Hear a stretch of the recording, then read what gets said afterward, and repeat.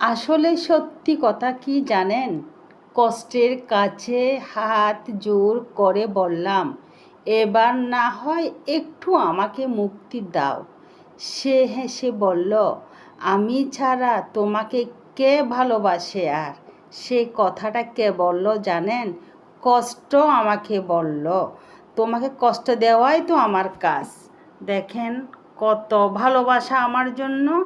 পরিস্থিতির সাথে লড়াই করা যায়, কিন্তু ভাগ্যর সাথে নয়।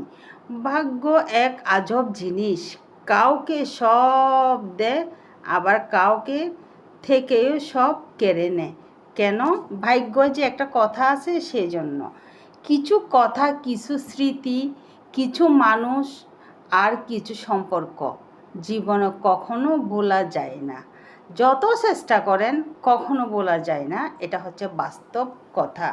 একটি গাছকে যদি আপনি সারা জীবন যত্ন করেন, তাহলে সে আপনাকে ফল আর ছায়া দিবে, ঋণ শোধ করবে।